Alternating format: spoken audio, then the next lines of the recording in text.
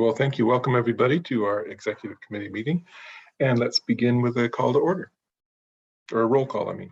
Yes, thank you. And I will start with you, Chair Tyson. I'm here. Vice Chair Flagger. Here. Director Gibbons. Here. Director Elahi. Here. Director Martinez Beltane. Here. Thank you. All committee members are present. We have a quorum. Excellent. Let's see if we have any public comment for items not listed on the agenda. If so, please raise your hand. And I don't see any hands raised. So at that point, I will close the public comment and move on to the consent calendar, which is to approve the minutes. Do we have, we're not going to ask if you want to pull any items from consent, because there's just one. May we have a motion? I move approval of the consent item 1. Second, Flagger. Thank you. Do we have any discussion? No. Do we have any discussion from the public? Seeing none, I'm ready for a roll call vote. Thank you.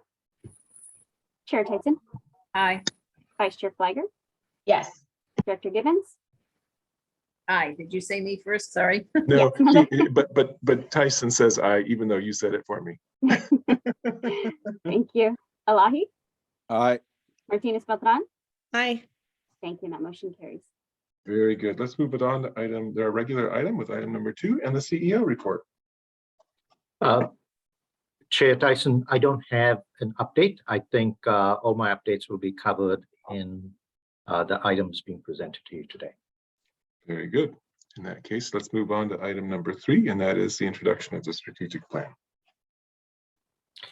Thank you, Chair Tyson, members of the exec committee. So Andrea is going to pull up a presentation here. We'll go to the next slide, which is a timeline on our strategic plan. So this is something that we've been doing since our inception. And the timeline at the bottom shows that we go through like May through October, so almost like 5 months or so on working on our strategic plan.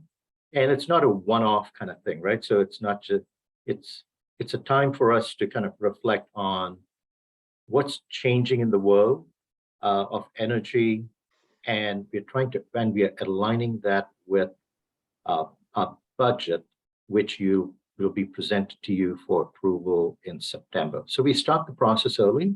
We also, in parallel, kind of align that with my evaluation, the board evaluating me, not just evaluating, but also setting my priorities for next year. And then the third aspect is the actual kind of detailed work plan that we prepare internally at SVCE. We want to make sure that these 3 things, which is, where's the tip of the spear being pointed at SVCE, which is kind of like the board and us kind of working together on that. That's kind of like the highest level. Where are our strategic focus areas? Looking at the budget to make sure that we are allocating money for that. My priorities, making sure that I'm accountable. And then lastly, it's the work plan that we develop internally. And so some of this gets into real detail, right? And so especially our work plan, which we want you to have some visibility in, but it doesn't make sense for the board to get involved in actually wordsmithing our work plan.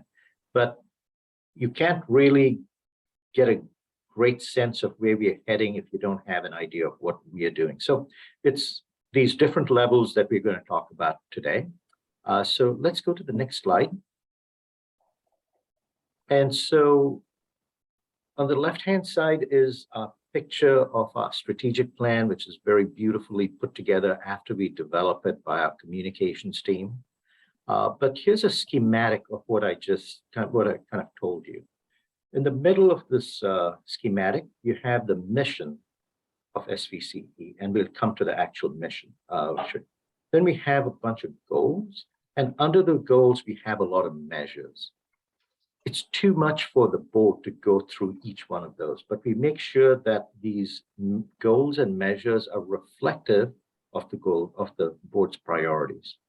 we tend to focus our discussion with the board on what's on the right side of the slide, which is kind of shining a spotlight on maybe a subset of the goals. And that's what we call focus areas. There's no big defined term to it. It's more of just a way of discussing this with you. Let's go to the next slide. I don't expect you to read any word in this. This is again a schematic. The only thing you need, I'll just explain it to you. It's essentially on the left-hand side are the goals that we have in our current strategic plan. So we have 21 goals in our strategic plan. And for each one of those goals, I've kind of shown you on the right-hand side, we have a document that's on our website with the goals and the measures associated with each of those goals. So for those 21 goals, we have 75 measures associated with them. And internally, we go through kind of like on a monthly to bi-monthly basis. We have spreadsheets that we utilize to track this for each department, and we get together to talk about this. So I wanted to show you, this is really getting into the weeds, but you kind of know how this flows down to day-to-day work that gets accomplished by SVCE staff. So now I'll move to what we've done so far this year. So if you can go to the next slide. All of us got together at Hakone Gardens on April 29th to talk about our strategic plan. So we spent all day there, and even prior to this, there was quite a bit of preparation and just looking at, and we kind of themed this year's retreat as past 5 and future 5. We were just coming around a 5-year anniversary too. So we took some time to reflect on all the accomplishments. And, you know, we have a lot of new employees. We started off actually the day with kind of like a founders panel, staff founders panel. So we had Dawn Bray, Andrea, Kevin, why am I missing one more person there? Pamela, and Pamela were on the panel and just talking about what it was like to be an SVC as one of the first few employees. And I'm sure some of you, like Liz, remembers like an empty office with just, you know, no furniture really. So it's like getting all our new employees also kind of knowing about this is how we started. We spent most of the day also looking at what's coming up in our future 5 years. So we did that. Then subsequent to it, the next week, 17 of us, managers, supervisors, directors, got together in an all-day virtual retreat, synthesized the dozens of flip charts that we had developed on April 29th. And then subsequent to this, all the directors got together to synthesize some more. So that's kind of what we're going to share with you today. We can go to the next slide. Our mission and our measure has essentially stayed the same. The measure got put in place about 4 years ago. We've kind of tweaked that a little bit, but that's staying the same. And we didn't see any need to change the mission or the measure. So at a high level, that's still the same. Next slide. So here's what we came up with, and I'll go through each one of these for you. I know there's a lot of text on this slide.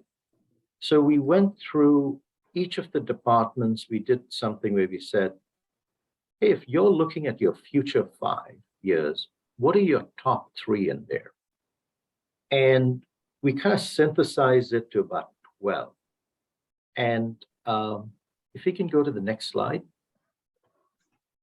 Of that 12, here is kind of what I would like to highlight with you as to what kind of stood out as kind of like incremental changes that we are looking at.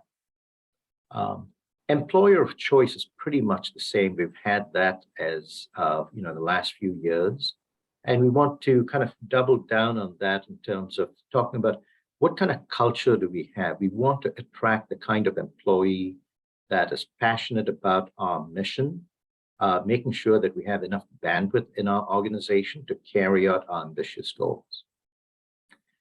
Number two is supplier of choice. The difference here is that we are looking at what about our current service area? We even have direct access customers. Is there an opportunity here to get those direct access customers to become our customers? So be the supplier of choice to everyone in our service territory. And we are making progress on that through some of the policies that you've already put in place for custom contracts. So, and we'll be hearing more about that in the next month or two, about working with larger customers to provide them a kind of value proposition. And I'll come to that in item 8 here. Item 3 was a new one, which is leverage our balance sheet for structured financing.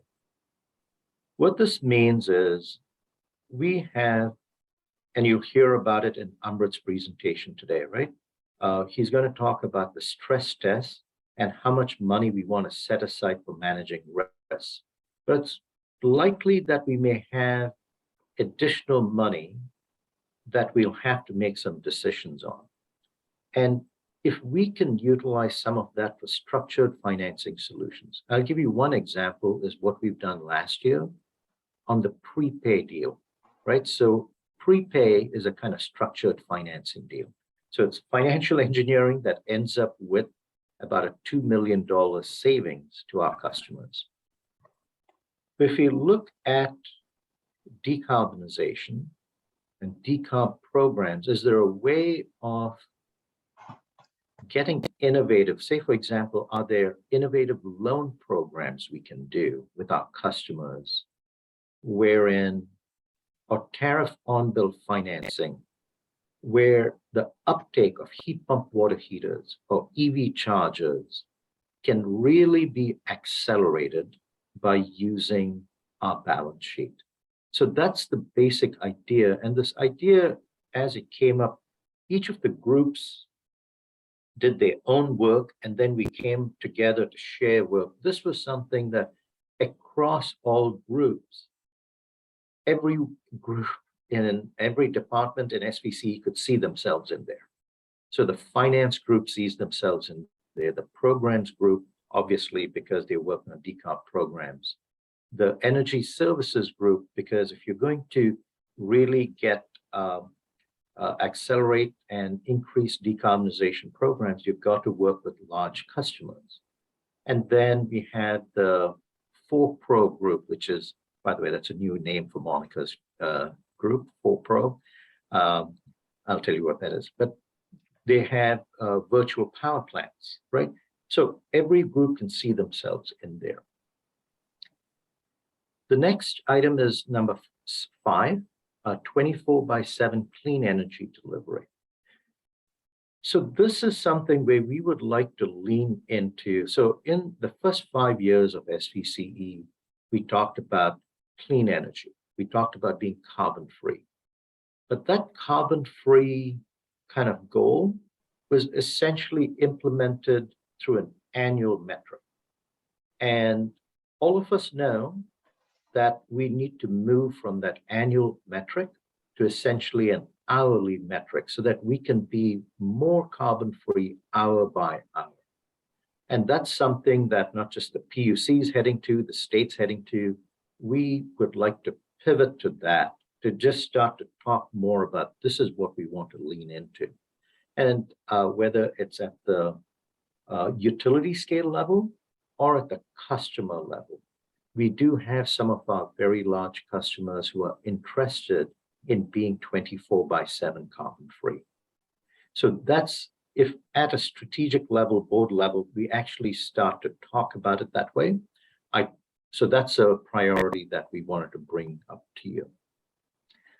I wanted to highlight also item 7 here, not only ensuring state and federal policy landscape to preserve autonomy is preserved, but also leaning into program policies. And as we look at decarbonization, right? So on the transportation and the building side, we need to lean into program policies also. So on the regulatory side, we've been very focused on utility scale, the PUC, and the CAISO. This is talking about, yeah, we may need to really focus in not just on local policies, but also at the CEC, where policies associated with appliance standards and REACH codes are developed.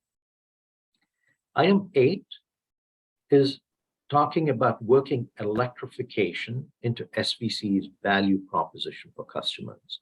So when we started our agency, we talked about carbon-free and affordability. Then we talked about clean energy and competitive. And electrification is what we're looking at, bringing that into SVCE's value proposition. And it's very much in line with looking at buildings and transportation, right? So if we want to get our buildings to be carbon-free, not just our new buildings, but existing buildings, this is something where SVCE could be adding value when we talk about electrification. So it's kind of like putting words on things that we've already started down the path on. So these are the 5 that I've just kind of highlighted. The remaining are also priorities for us. And I also want to tell you that what you've done and what we have done as a board and staff, as an agency over the last several years, you have set priorities in past years. Those haven't gone away, right? Some of those just become in-flight programs. They continue to be very important for us. There's a lot of time that we spend on it. But this is one, just looking at where we are today, I wanted to highlight these 5. And with that, let's go to the next slide. And that would be my last slide. And I'll come back, obviously, for questions and discussion.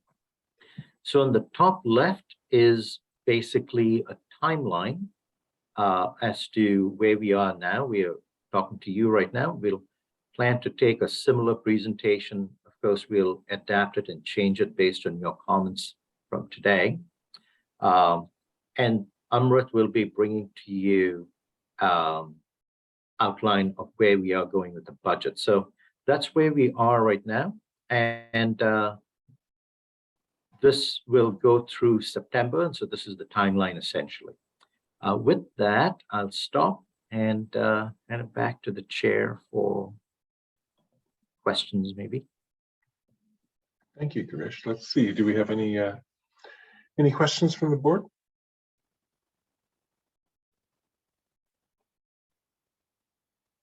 I thought it was a very clear presentation myself, so I see Yvonne. Thank you. I just had a quick question. I might have more later, but I wanted to ask, what's the budget for the strategic plan alone?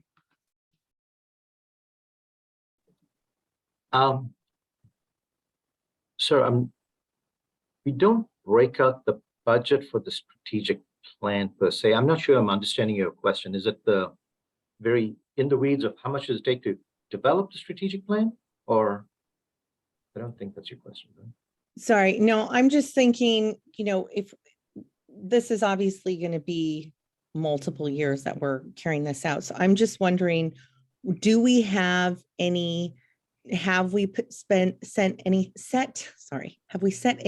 aside in particular for carrying out, some of these within the strategic, and like we know there's going to be different buckets that are going to come together for this. So sorry, thank you. So yeah, so this is where this is part of this discussion, Yvonne, where as we go through the budget, right? So if you say, yep, this all sounds good, this is very much in line with our mission, what we want to achieve, you'll see that in the budget presentations that will come to you in August and September.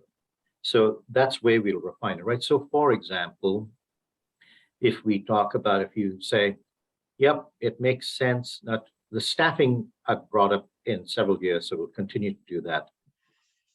Most likely I will be asking for additional staff in the next year's budget. So you'll see that as a budget item. Okay. Structured financing, for example, if you say, yep, that makes sense.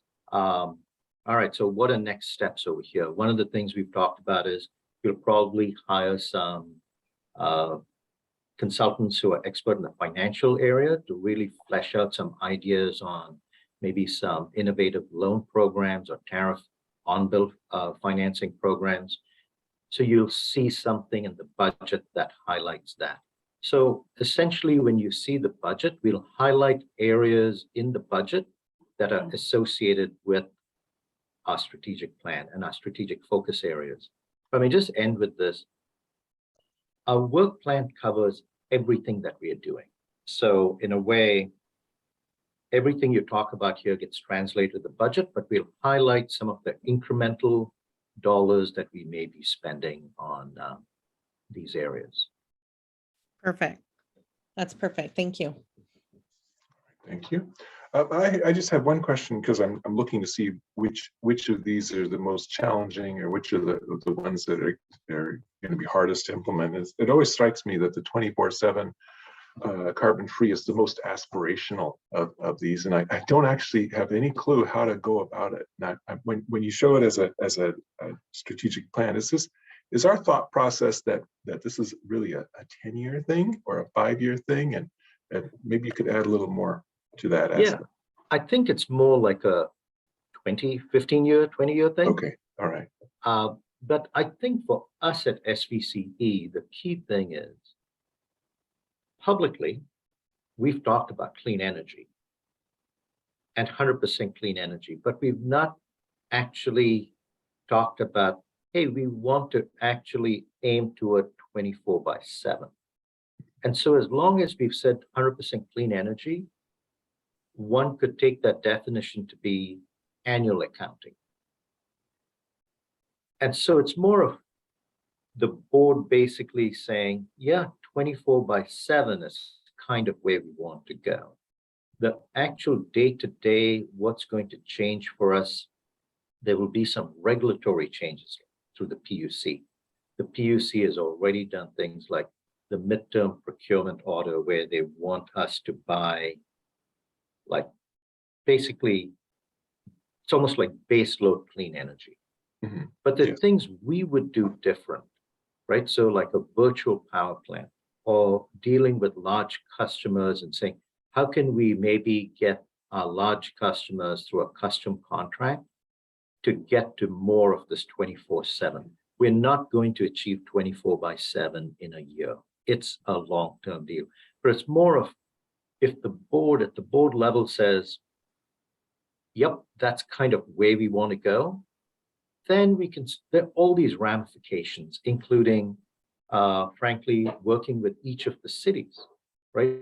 Because in your climate action plans, you may be using a certain metric on how you define carbon free, which could get impacted. So it's a pretty layered kind of question and answer. Sorry if I went on too long, but yeah. All right, thank you. I think I understand. It is certainly a long-term thing, and I think the feedback you're getting is we want to head that way, but let's not shoot ourselves in the foot. Would be my reaction, and set ourselves impossible but good-looking goals. That's not really making things better. I see. I was going to say council member. Director Gibbons is hand up, and then I also see the hand up in the public, so we'll come to you if there are no more directors. Go ahead. You're muted though. I'm thinking mine's more of a comment than a question, so I'll come back. I think we can take comments now. Okay, so my simplification of some of this is we're thinking the difference. We've focused, I think, on Silicon Valley Clean Energy has focused on clean procurement. That's what we're working towards. What we really are now talking about in the 24/7 is delivery. So I've kind of clarified that in my own mind to understand we really are, we have policies in place to handle procurement.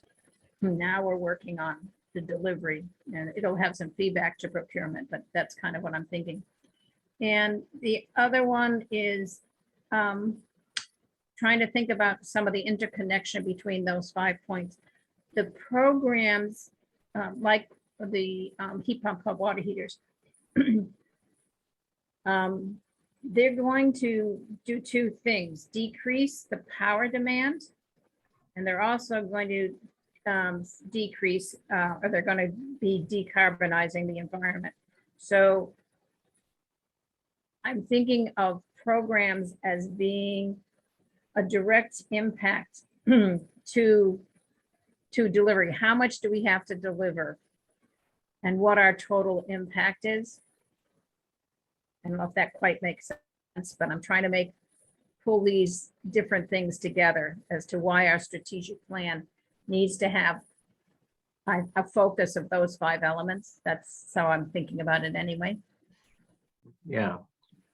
Yeah, the focus to me, by the way, the strategic focus area is it's more of just shining a spotlight. Girish, on a- sorry to interrupt you. Could we put those 5 areas back up?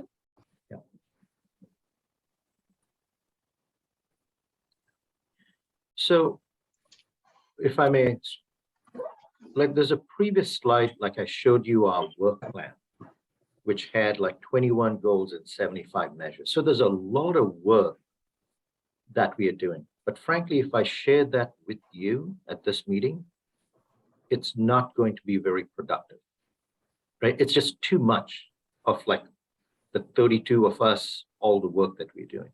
So this is just taking a spotlight and saying, hey, we're going to focus on a few here that are kind of incremental. These may be little changes to what we're doing. So I think it's going to your point, Liz, about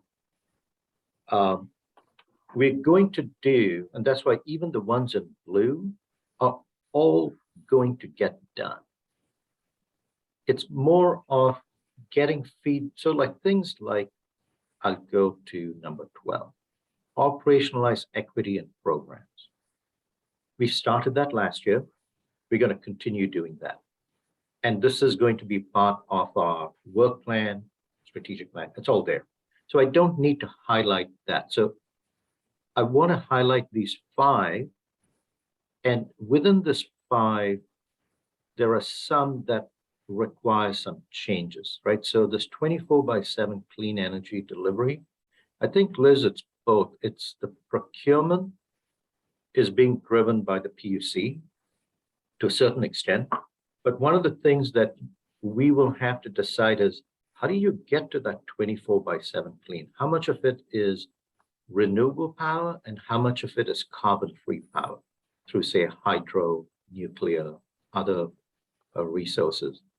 And it goes all the way to 24/7 at a customer level, right? So this is where things like, whether they're custom contracts with large customers or virtual power plants, that's something that we've really not worked on. We've done some work, but that's a real untapped resource, not just for SVCE, but our entire grid. And that gets to, when you get into depth on that, virtual power plant could be operating heat pump water heaters through smart controls. There could be vehicle to grid and controlling that. It could be demand response with our customers. So another point you made is on programs, like heat pump water heaters. So that will actually increase our demand because it's taking away from the gas side and it's coming to the electric side. So that's one of those, so that's where the distribution grid needs to be strengthened, transmission, all that. Liz, does that address your comment? Yes, I think this kind of dialogue is helpful to it clarifies some points. I was forgetting about the heat pumps actually converting from gas to electric. So those are things that I think the board and we need to understand. And there's been a lot in the news, particularly from Palo Alto, about the grid and the insufficiency of the grid and how we filter into some of that. Yeah, I would take that under advisement. Okay. I'm not, yeah. There are some things which they talk about that I agree with, but we're in conversation with PG&E too. I think, yeah, it's something we need to deal with.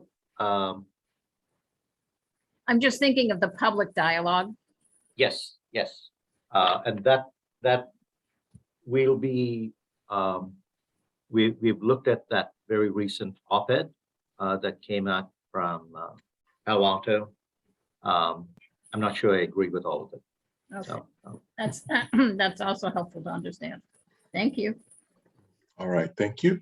Let's go ahead and hand it over to the public. And I see we've got a hand up. And I see your hand up, Yvonne, but I don't know if that's a new hand. New hand. Oh, okay. I tell you what, I already said, let's promote Bruce, so let's do that and then we'll come back to you. Super. Can you hear me all okay? We can. All right, thank you. So I appreciate being served by a very well-run organization like SVCE. And I want to make 3 points if I can. I'll start with this small point, which is that I would prefer to see customer-facing priorities listed first rather than internal priorities. I think it just sends a better message that you're thinking about your customers and how you achieve great customer focus and customer happiness is through internal excellence as well. But let's keep the initial focus on the big picture, the climate goals, etc. I think the budget leverage piece is a very important part of what SVCE may be able to do over the next few years. And in fact, all the constituent cities also have huge investment pools that might perhaps be devoted to climate friendly investments that are good financially and also good for the planet. So I hope that SVCE will think about how the choices it makes about its funds could also be mimicked by the various cities. And the last thing I'd like to say is really how important I think it is to talk about carbon offsets or equivalent technologies and programs. Some of the cities that receive electricity from SVCE are contemplating moving their carbon neutrality goals all the way up to 2030 or 2045. And clearly, cities cannot achieve carbon neutrality without some sort of carbon offset. And largely that's because transportation is becoming a bigger and bigger part of a city's GHG emissions profile. And cities really can't do very much in the short term about whether gasoline cars are coming into or leaving their cities. So offsets are a critical piece of each city's ability to meet its goals. And so I think, again, here's an opportunity for SVCE to show leadership in either choosing offset technologies for itself that cities could also choose, or at the very least advising cities on which carbon offset technologies are additional, are reasonable cost, and perhaps have some degree of localness associated with them, which at least in Mountain View is one of the criteria that our city council members consider to be very, very important. Thank you very much. That's all I have to say today. Great, thank you. Thank you, Bruce. Thanks for your comments about the priorities of our goals, our budget leverage with cities and the carbon offsets. And so now I'd like to hand it back to the directors with Director Martinez Beltane.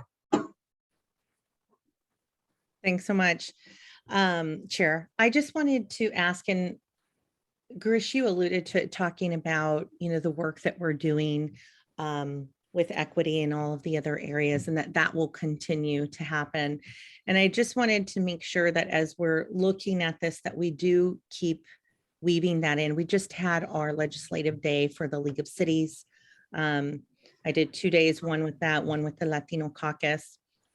And it was really interesting to see the push and the momentum that's happening right now with diversity and with climate change and making sure that we're really capturing everyone. So I think it's a huge opportunity and there's money there and there's will. And I really think that we need to capitalize on that. So I want to make sure that we weave that into, all of the 5 points that we concentrate on, and that it continues. So employer of choice, that we're continuing the diversity that we have and we show, throughout our staff. The supplier of choice, whether it's using suppliers that are diverse, or looking at who we might be able to help grow their capacity and grow with them so that they can do more, we can work together better. Even looking at the electrification into SVCE and the value proposition to customers, and maybe looking that we focus on some of the lower income or affordable housing or high density, so that we can make sure that we're reaching all of the groups that we need to make a real impact and difference. So that was just the last comment that I wanted to add. Great. I don't know if you had any response, Girish, to that? I think the point of today's presentation is to get input from the board on this. So we're going to collect all these comments. So one of the things, Yvonne, it will stay as a priority. There's no two ways about that. I think there's a certain element of, and at some point I may have to give up these focus areas, so that, because if it's causing more issues, and this is the balance, right? Of like, we have our work plan, this is what we're going to do. And it becomes, how do we communicate this essentially? So, we'll balance out the comments, like even what Bruce was talking about, focusing on customer facing, and then it's equity, it's 24/7. See, at some point, our minds, I think, can't keep more than like 3 to 5 things. No, you're right. And Yeah. I appreciate what you're doing. Yeah. We've got this whole strategic plan. We've got so many directions that we're going, Right. and we've got the staff focused on that. But to communicate that and make sure that everybody's focused on the message and how they receive it, I think you're just trying to pare it down for us so that it's actually Yeah. digestible. So it's a big and, right? So I haven't actually kind of raised things like reliability, right? Which is, as a load serving entity, keeping the lights on, whether it's 24/7. It's one thing to say 24/7, but how do you actually get it and have reliable power there? I mean, there's so much, there's affordability. There's so much in there.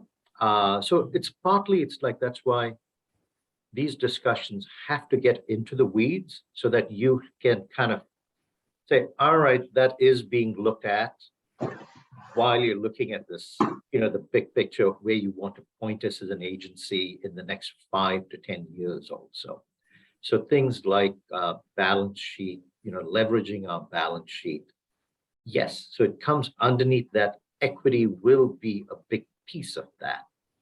But frankly, if I just I can actually, and I've been through enough strategic plans where you can come up with something at a high level that ends up being meaningless in a way, which I can say, it's affordability, it's reliability, it's great customer service, good. And we can have that as a layer on top.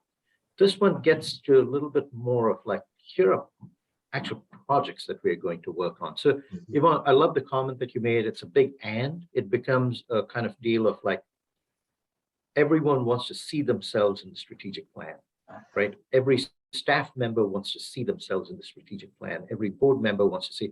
So I think that's why this dialogue we'll have over the next few months will be very cool, like what we're having right now. But I got your point. Great. You, Director Martinez Beltane, you're muted. Sorry. Understood, I said, and I really appreciate the take that you're taking on it. And I think when you go to the board, maybe when you're talking about those 5, using an example from some of the other 7 would be perfect, just to say, this is how, we're going to continue to work everything in, and this is how we're doing it. But got it. Thank you. It sounds like very solid advice. And so let's go back to Director Gibbons. I'm trying to get rid of the background noise, sorry. So as often is the case, Bruce has a good perspective. So keeping in mind with what Girish was saying about what this strategic plan is and how it fits into the work plan, I do think we could consider using phrasing and language that does talk about customers and does talk about customer facing.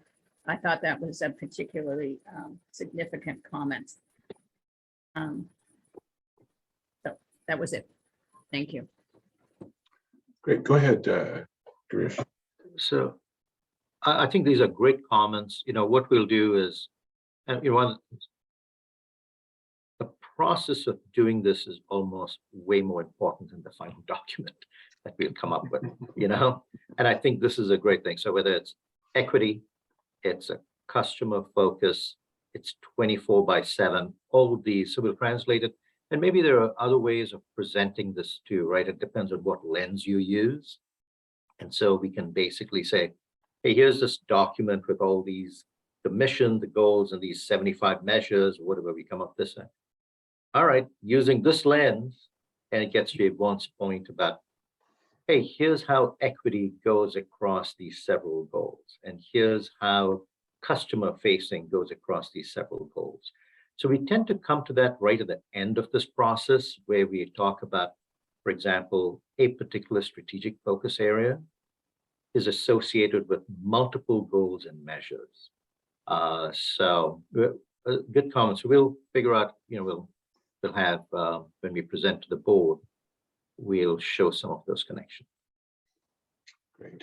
Well, this is an item for discussion. I think we've had a good discussion. I think we can move on to item number 4, which is for action, and it's a little more operational. So I think that's a good segue to that next one, which is the community electrification engagement.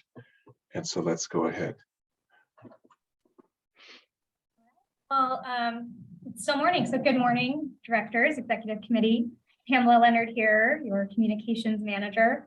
I'm going to be joined by Tony Yulo as well, our senior manager of public sector services, for this joint presentation. Next slide, please. So the action we're requesting today is, first off, we want to receive your feedback on this proposal. And then if approved, approving these new program ideas, we would put them onto the consent calendar for the June board meeting. And so I'm going to go ahead and dive into some background and tell you about our new ideas for these electrification, engagement, and demonstration programs. Next slide.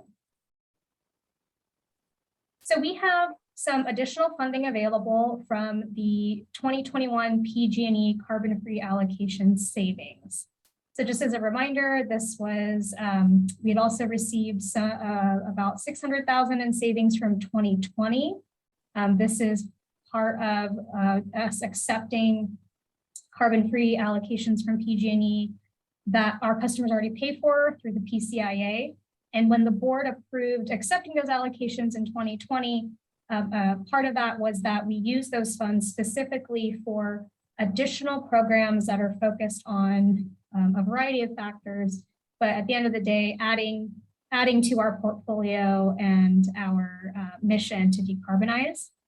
So we've identified these 3 programs, and I'll get into the why, but essentially all 3 of them are offering the ability to do more in-person, in the community demonstration projects that are very tangible for customers to really further our electrification initiatives. And this is the preview, and we'll revisit this slide at the end.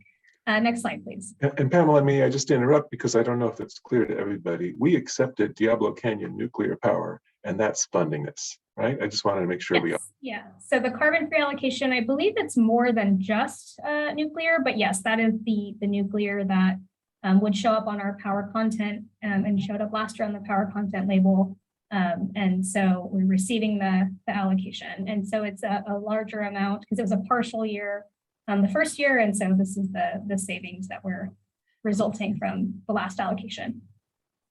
So just some background as to why we're recommending these programs. Our current and past electrification programs have heavily been digital, which we're actually going to talk about as the last agenda item. We'll go into more detail about that. So you're familiar with our eHub and the online electrification resources and education tools available to customers. And in 2019, we did All Electric Showcase Awards, where we awarded funds to customers, residential and commercial, that have existing electric homes and buildings, and use those to really showcase to community members and community leaders that electrification is possible and people are already doing it today. And that was an effort that was really complementary to the 2019 Reach Codes initiative. And in 2020, as part of our COVID relief efforts, we also created community resiliency grants. So we are starting to see those projects are under construction, or the city of Milpitas, for example, completed and cut the ribbon on their solar and battery storage backup for their senior center and community center. So these are some of the existing programs we've had. And if we move on to the next slide, these programs we think will really increase visibility and understanding and education about electrification for our community members. So where the other programs have been more limited because we were taking bite-sized approaches as we've grown and learned and have added more staff and capacity, that we can try to reach more of our customers by taking demonstration programs to where they are. So whether it's buildings located throughout our service area, or a mobile demonstration that can be taken around on a roadshow to different community events, we think that this would be a way to just reach even more customers. Because while we've been very successful in reaching customers with our digital engagement efforts, not everyone can be reached online, or we don't have their information to connect with them directly. So each of these, we again think will really help demonstrate that all electric technologies are nothing to be afraid of. They're available now, and really just get it out there and show that this is possible and it's being done now, and that the technology is better performing and accessible. And this would also allow us to engage with more community organizations. So we'll offer support to our member agencies, which you'll hear about, but also broader partnerships with other community groups or nonprofits, or engaging local workforce in implementing some of these programs. Next slide. Oh, I'm going to turn it over to Tony now to talk about this one. Thanks so much, Pam, for the excellent introduction. Chair Tyson and members of the committee, my pleasure to be with you this morning. So this first pool of grants that are being proposed would really be tangible, hands-on type of grants. So we're looking at a competitive solicitation for 2 to 5 agencies that will be awarded. These projects are intended to make a difference in their operations. So we're really looking for things that wouldn't otherwise occur. Examples are a decarbonization of a government-owned building. So perhaps as the building is being remodeled, this would be the difference in the cost to go with electric as opposed to natural gas heating. That would be a typical example of the kind of thing we would do.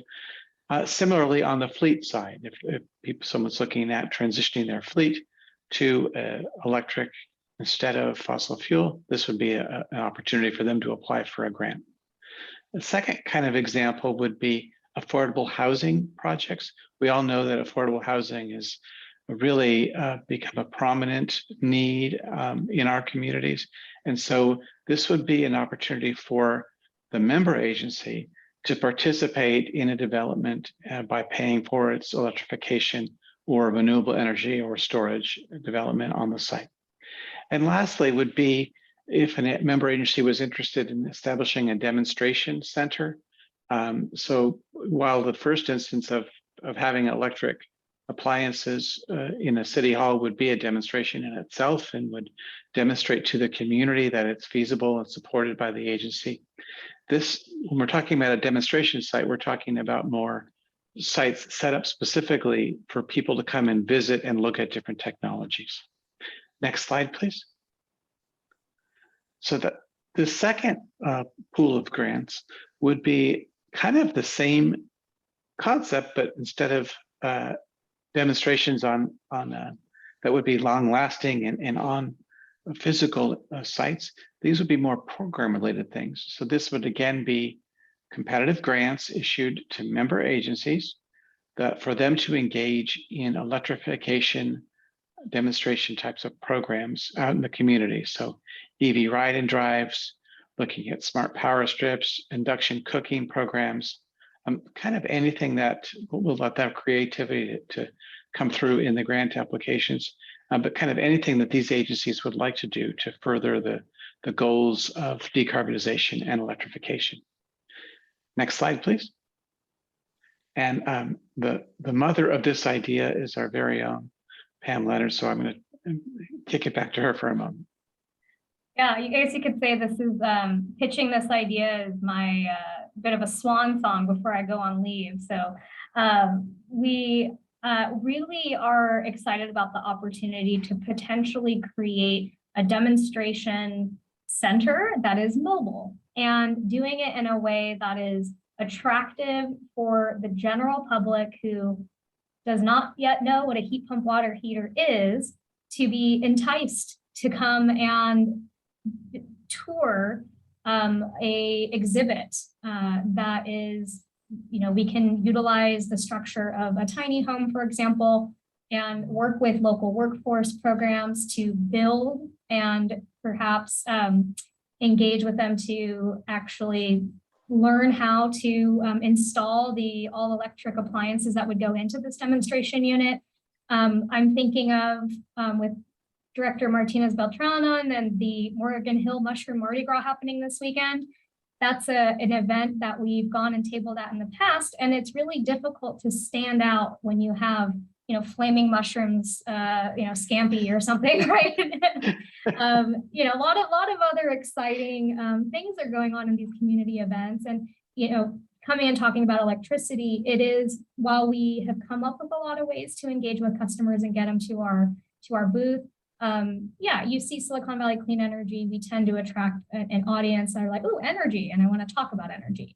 So having this really exciting, enticing, visually appealing, like what's this really cool looking home, we hope that can really draw a crowd and put electrification in front of people where they are. So that I have to stop talking because I could keep going. But that is the idea of what this would allow. Is it's almost taking our eHub and our website and all the messages about electrification out from the digital and putting it out into the physical world. The next slide. I think Thanks, Pam. So to summarize, we're looking at a recommendation for the $1.9 million in funding that's available from the savings from taking the PG&E carbon-free allocation, 1.2 million for those tangible physical demonstration grants, 350,000 for the engagement grants. Both of those would be issued through competitive solicitations to all member agencies. And we, for each pool, envision awarding 2 to 5 grants. And then lastly, I'm sure you're well remembered, because it's a very exciting idea, is to have this demonstration, this mobile demonstration home that would be available to support our community outreach efforts and would be available for any agency that wants to use it at a public event. Next slide, please. So really, we're looking at our next steps today. We're hoping that the executive committee will approve this recommendation. Would go to the board as a consent calendar item in June. Then we will spend the next several months developing the criteria and promoting the grants, opening the grant solicitation period, as well as engaging with potential contractors to build the demonstration home. And then we'll be looking at launching programs the end of this year, early next year. And with that, we would be happy to answer any questions you may have. Great, thank you for that presentation. And I would say either questions or comments should be welcome, and give a minute for people to come up with their thoughts. By the way, I very much like this demonstration home. And if you're going to demonstrate induction cooking and all, make sure you prepare flaming mushrooms and oh, I'm echoing. And and maybe pop some popcorn or stuff, get the smell of that going, draw people in. I think that's a good, food is what works. So with that, I'm going to hand it to Director Flagger, Vice Chair Flagger. Thanks, Chair Tyson, and I support that request, especially about the popcorn. And if there's a way to do s'mores or anything in the dessert category, that's also a win. So thank you so much for this presentation, Pamela and Tony. I always perk up when you start talking about direct programs for our community and member agencies. And so, you know, hearing about additional funding for educational and demonstration projects, I definitely support that. I think those are effective ways to continue. It's customer facing, and those are effective ways to really get our mission and get support from the different communities. I am curious, I have a couple questions about how the grant funding would work. And I understand that the current proposal would go directly to member agencies, the ones that actually receive the grant funding. But I'm curious if there could be flexibility in how member agencies use those funds. So for example, I know the heat pump, the water heater heat pump rebate program was very successful. And what I liked about that program was it was directly to our residents, it was directly to customers. And so I'm curious if as part of this program, we could have funds going to member agencies where they could use that to provide appliances or provide direct services to our residents. You know, we know we will have another heat wave this year. And one of the things we hear from our seniors in Los Altos is they have older buildings and a lot of these homes do not have ACs.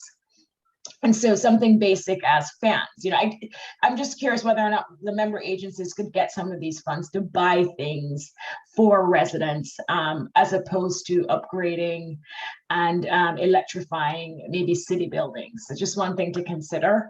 And that was actually a question if that would be, if there's flexibility in the grant program to do that. Another question I had was related to, and I know I'm very Los Altos focused right now. I imagine other cities may be doing or thinking about the same things. Our environmental commission was actually thinking about doing their own show for the community to get them excited and more informed about EV cars, for example, very similar to what Mountain View did. And I'm curious if SVCE could partner with our environmental commission, or maybe we could tag team with SVCE to do that show together. And if you could explain how that program works, maybe or commission or a city could just apply for funding to support that idea I know the environmental commission had. And then I guess the last thing I will ask about, it's the point, Tony, I think you made, where this funding would be able to support projects that would not have occurred.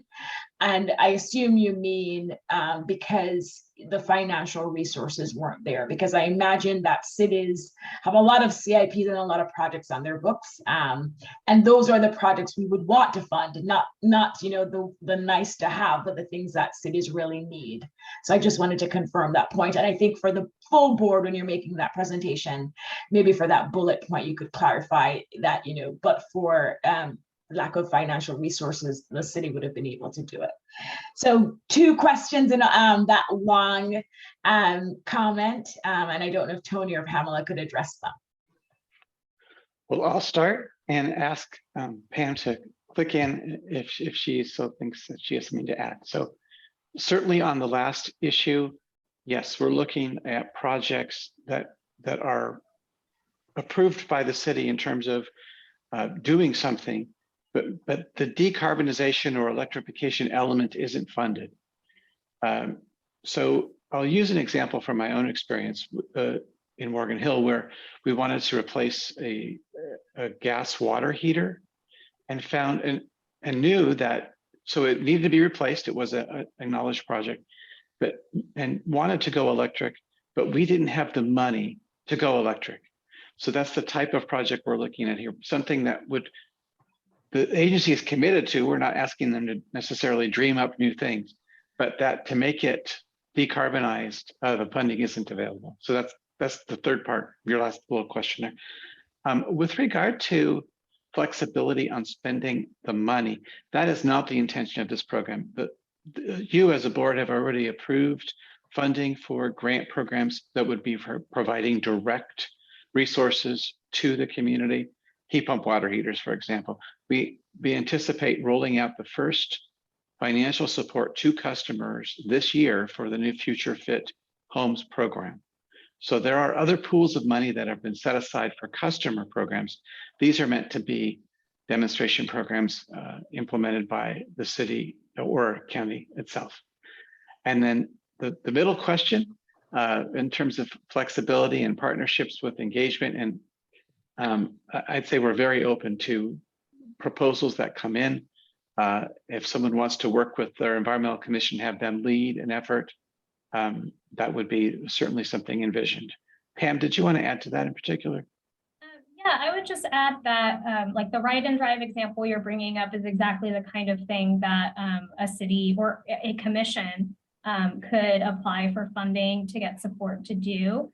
And one of the examples is we're doing a pilot right now with the city of Mountain View on electric yard care equipment that we utilize the rebate processing abilities through our eHub tools. And so, you know, this example of cooling, we last summer actually ran a promotion through our eHub for evaporative coolers. And, you know, that is something that I think we're seeing more interest in partnering with our member agencies on some of these kinds of rebate pilots. And we're just getting started with this first one with the city of Mountain View. But that example I could see falling within that grant, that other grant pool that isn't the demonstration projects. And Chair, I just want to say thank you to Tony and Pam. I'm super impressed that they were really able to pull out the specific questions I had in that long comment. So thank you. You know, the comment wasn't that long. It wasn't. Let's move on to Director Martinez Beltane. Thank you, Chair. Hi, Tony. Thanks so much for that. And Pamela, awesome. We've figured out how to make electricity sexy. That is so exciting. I love it. I really can't wait to see that. But I wanted to ask about our schools and how are we working with our schools, being that there's such a big footprint in our communities and they need tremendous upgrades. So I'm really hoping that we can focus some of this towards them. So, interesting thought. Wasn't the direct intention in my mind. And part of that is because schools have a whole world of different funding behind them and rules and regulations. But I would see no reason why if a member agency didn't want to come forward and propose a cooperative project that would work with the schools in their area that would demonstrate electrification, decarbonization for the people. I mean, why shouldn't that be, you know, something that we do? Awesome. I mean, I think this is one of the areas where I'm really looking at equity, and I think we could really shine here, looking at some of these schools that might not have some of the funding and really need to get some of that. So if we could be open to that, I think that would be awesome. Great. Thank you. And let's move on to Director Elahi. Thank you. I think that was a great idea, Ivan. I mean, schools are not just in need of electricity. That's where you can teach people about the students about clean energy. I mean, I think Apple started by giving away Apple computers to schools, and that's how they were able to take over. So I think that's really a very critical thing. Probably look at it and see how we can talk with those guys and get the kids involved. The other part I wanted to address is your community grant projects. I think that's really great because there are heat pumps available and other things available, but people really don't know about it. So being able to demonstrate them to the mobile unit would be wonderful. Also, cities are planning, for example, Montecino is planning a new building, and we're really going to turn that into a model building with all the latest cool features in there, sexy features, I guess, as you call them now. So we'll be looking forward to help on that. And you'll have a place where it'll be 24, well, not 24/7, but at least available during working hours for people to go in and look at it. So you have a stationary, and you may want to consider more of those. So you have stationary demonstratable places where people can go and take a look at it, and then do events there. Every now and then somebody could show up and say, okay, this is how you use this or you use that. So I think that's a great idea. And the other issue with giving grants for different projects. So this is a marketing aspect, and hopefully we are doing budgets for also grants for senior projects, other projects. So let's make sure we budget everything adequately and not fund one out of the other and then not have it play together, because both really need adequate funding. Thank you.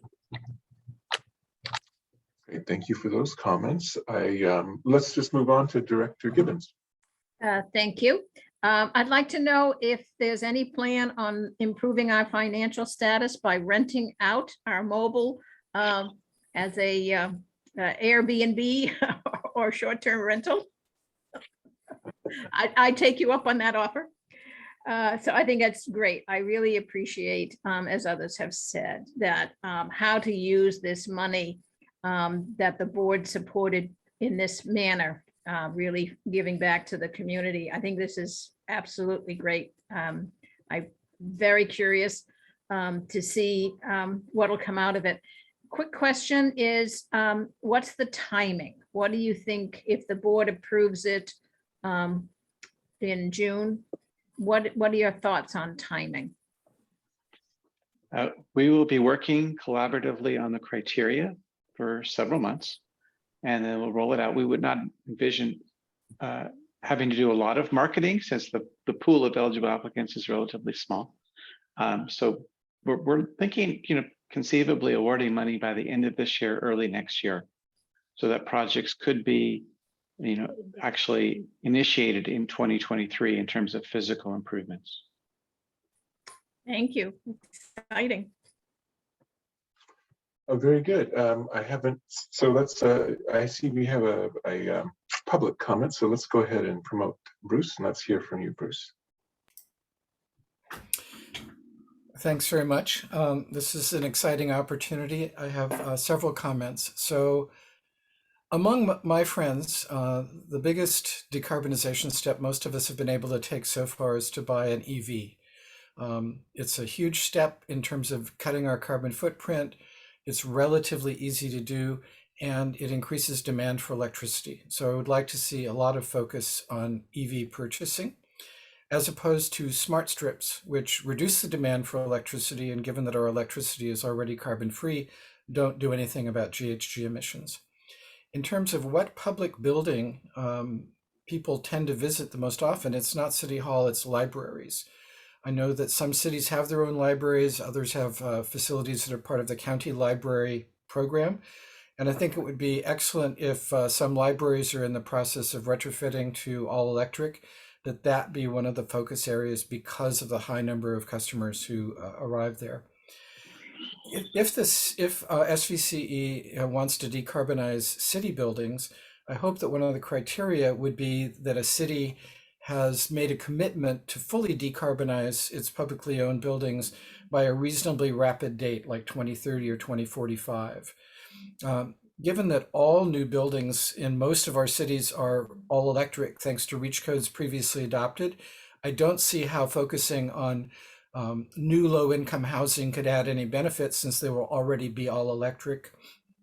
I'd love to see this program have low administrative overhead, which means that some of the ways to reach multiple people need to be really thought out. I really like sticking with cities and the county libraries as the main focus. When I think about the building or the mobile example building that Pamela talked about, I think that's really a wonderful thing to take to street fairs and other events, but without having connection to contractors, or at least list of contractors as part of it, I'm afraid just seeing it may not lead very many people to take the next step and actually buy something. So I hope that there'll be thought given to how to really connect with contractors who are committed to electrification. And just one other thought about that. There's a building in Mountain View near the Sunnyvale border that I've visited that is a home that is essentially delivered on a flatbed truck. It's all electric, and they're trying to sell more of them as sort of in-law units or ADUs. And I will get the contact information for that and send it to SVCE staff, because it's an all-electric building that anybody can visit. And it's pretty exciting to see what they've done there. Thanks.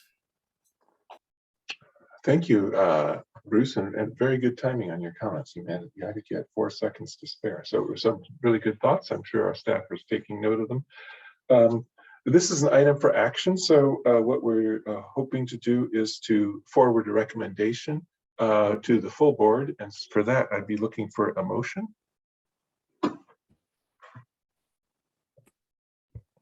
Move to approve. Forward to the Right. And was that a second from you, Director Elahi? Yes. Very good. I think we've had discussion already, so let's proceed with the vote.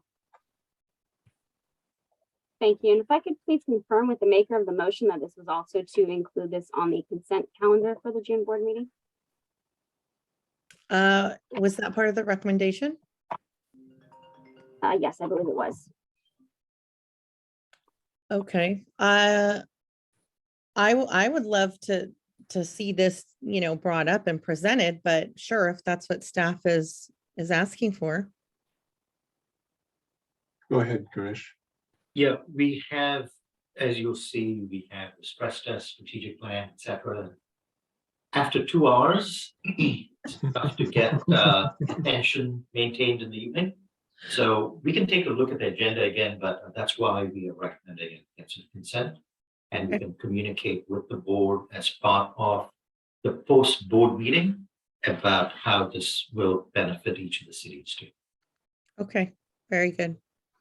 Yeah, I'm okay with that. Thank you. Okay. Thank you. And with that, I will do a roll call vote. Chair Tyson, Yes. Vice Chair Fliger, Yes. Director Gibbons, Yes, yes. Director Elahi, Yes. Director Martinez Beltane. Yes. Thank you. That motion carries unanimously. Great, thank you. We can now move down on the agenda, and I see it's what, 11:13, and we have 3 items, and I know that stress test looks like a big presentation. So let's proceed now with item 5, which is the business process optimization update, and this is for discussion. Okay, so I'll lead this discussion with the help from our Power Contracts and Settlements Senior Manager, Zach Liskey, who's the project manager for this.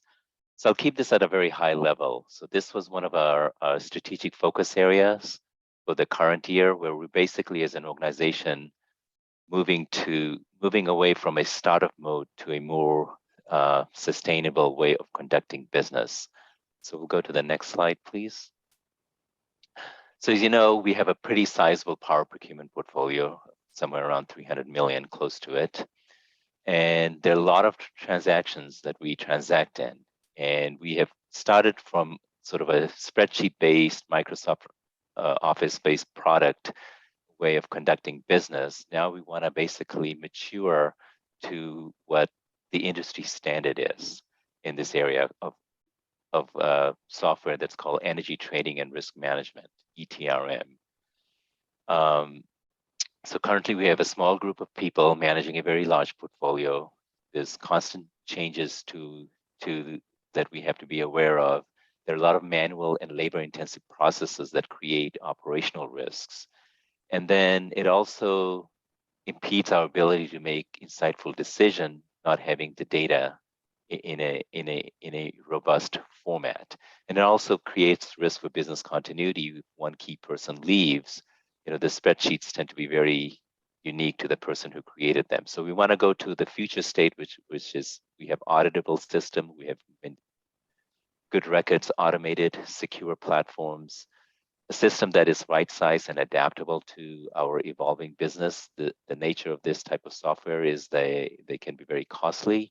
We want to make sure something that is flexible and grows with us. And we have an engaged staff, and we have an integrated platform. So we have single source of truth of data. We don't have same data existing in multiple places. We have one place where the entire organization can go out to. We'll go to the next slide, please. So what we will achieve, we will enhance our risk management activities. We'll have effective risk management of our power procurement portfolio, as well as our power settlement. So how we settle with the California ISO and with the counterparty. We'll gain in efficiency, and through effective operations, we will be able to maintain and enhance our customer satisfaction. And obviously, what I mentioned before about making optimal decision making with insightful data at our fingertips and enhancing data security. So we'll go to the next slide, please.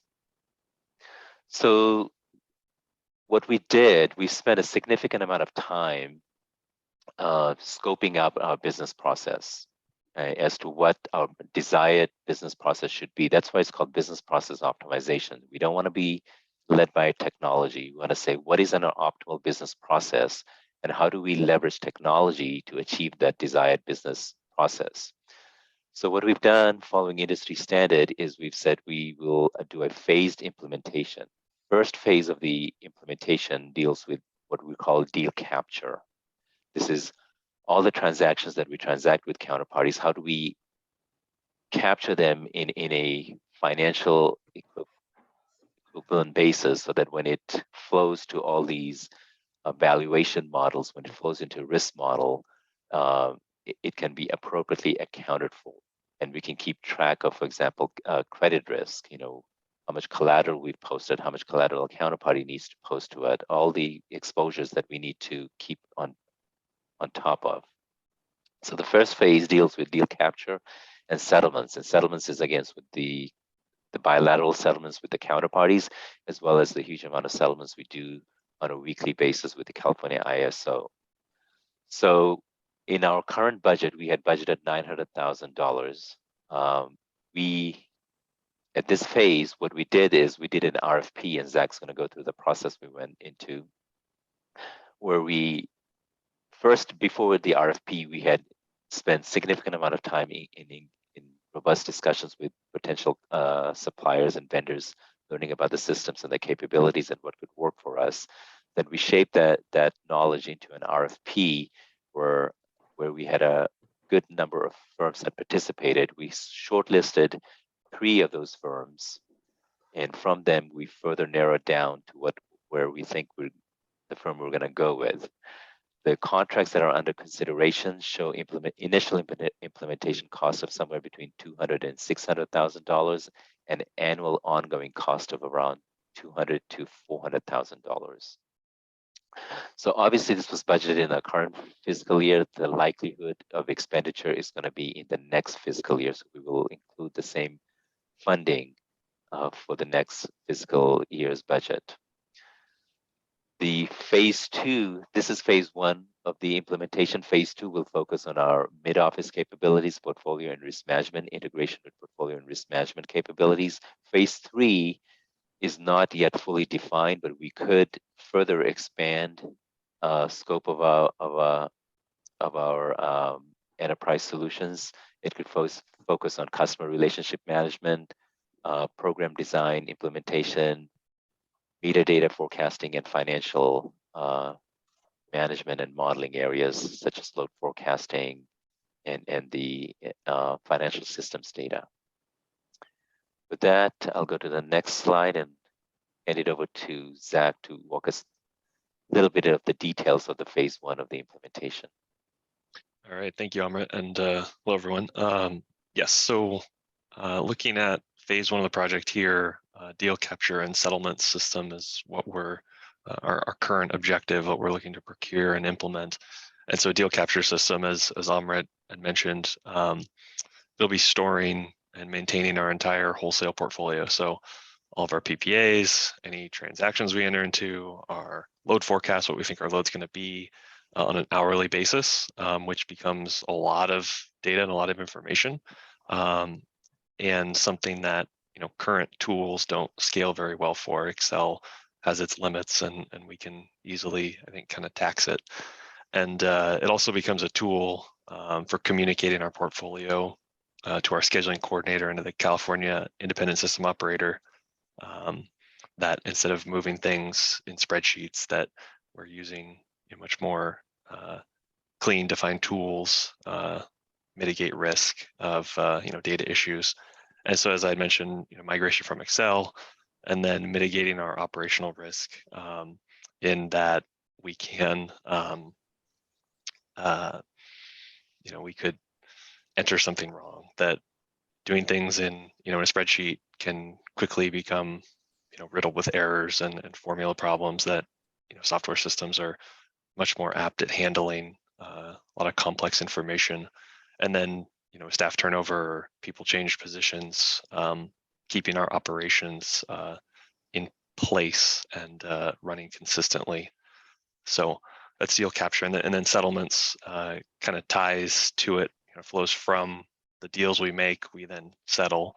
And so it becomes a tool to validate all of our supplier contracts, including our complex power purchase agreements. We have 12 plus agreements and more on the way that right now we're doing things in an Excel model, and just a small handful of contracts it's doable, but as we start scaling up, it becomes much more critical. We have some sophisticated tools.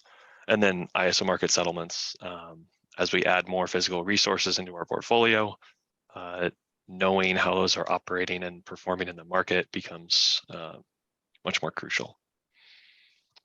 Next slide, please. All right, so this is a recap on the steps we've taken to date.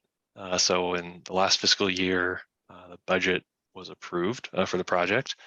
And then in February of this year, we released an RFP. And so leading up to that, we were doing some pre-work on getting specifications. What do we want? How are we going to evaluate things? So we encompassed all of that in an RFP. We put that out in February.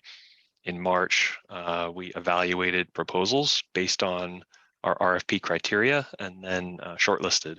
And we have in the appendix of the slides gives a sense of the criteria we're using to evaluate the different proposals. In April, we conducted interviews with vendors, and then we rated those proposals based on defined list of functional requirements. That are these going to meet our needs? And then here in May, we're working on vendor finalization and reference checks based on what we've seen. Next slide, please. All right, and then next steps are, June is going to be here very quickly. So June and July, we'll be working on getting contract negotiated and finalized, and then not having a board meeting in July, we'll be looking to take this to the board in August. And then once we have an approved contract in place, work would commence. And so late August, early September. And then based on what we've seen from our proposers, the timelines are indicating anywhere from 6 to 12 month implementation plan. And so that's going to take us into the next fiscal year 23. And then with that timeline, we're looking at transitioning towards the end of the next fiscal year.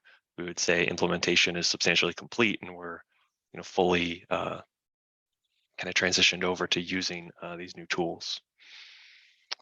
Next slide, please. And yeah, that is it. I think Amrit and I are happy to take questions. Thank you for that presentation. Do we have any questions? I see Director Gibbons. I just think that this is an excellent discussion point in future, because we've been transitioning as an organization to managing our own contracts, and we've realized in many ways the challenge and sophistication required to meet our new responsibilities. And this seems like a very appropriate next step. So I think it's well presented, and I appreciate that we're taking care now.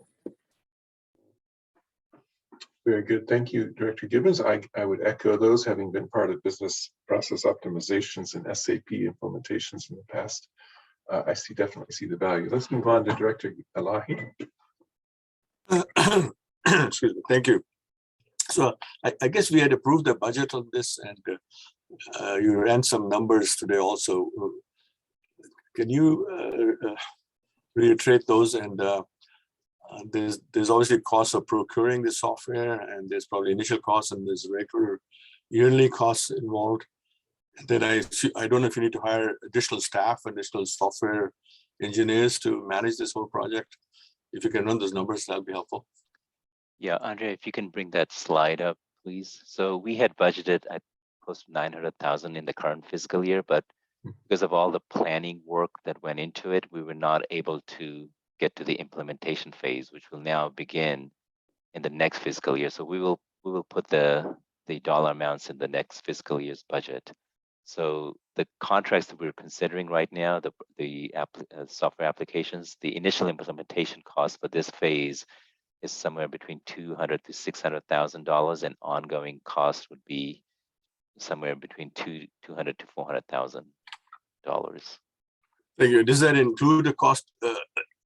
Are we going to be managing this in-house with the software engineer, or is that going to be the outside consultant doing that? So this will be managed. This is cloud-based application, and all the support will be provided by the vendor. So we are not looking to increase our staff for this particular purpose. We don't need to create an IT infrastructure. We don't need additional IT resources. This is all fully outsourced and on cloud premises, and the cost of hosting it on the cloud is included in this cost estimate by the vendor. So that's just the out-of-pocket cost. I guess there'll be some training for your staff. Yes, Learn the program. Is that cost also budgeted in there? that's included in their cost. They are supposed to train us and get us ready to use the application. Hopefully this will save us the $900,000 or $400,000 every year by going to this program. Probably more so than that in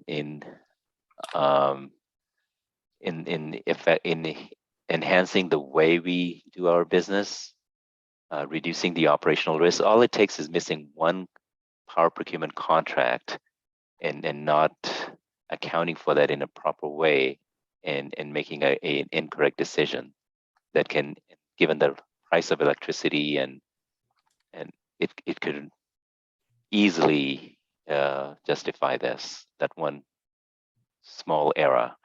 And as well as, remember the business continuity aspect of this. We have key staff that can leave, and when they leave, that knowledge goes away with them. This is a more sustainable way of conducting business in a disciplined way. So there's a lot of benefits. I understand the benefits. I just want to be clear. So this is not necessarily going to save us any money because we're streamlining, but it's a better thing to have as a project and to keep control of what we're doing. It reduces risk. Okay. And yeah.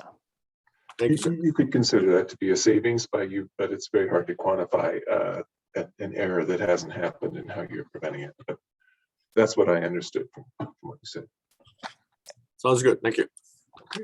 Very good. Next up is. I think Grish has a comment. Okay, we'll go with Grish and then Director Flagger. Yeah, just a comment on this connected to what Director Martinez Beltane asked in a previous item about budget and the strategic focus areas. We teed this up in 2 years past, last year and the year before last, as one of the top 5 strategic focus areas. So it's kind of like now it's in flight. So now it's actually happening. So we're not teeing it up again as a top 5 item. But so this gets to your point about we tee it up, it takes time to put in place, and you see it in your budget. Thank you. Chair, I think Councilmember Martinez Beltane was next. She was. I was about to say that I misspoke. So please go ahead, Director Martinez Beltane.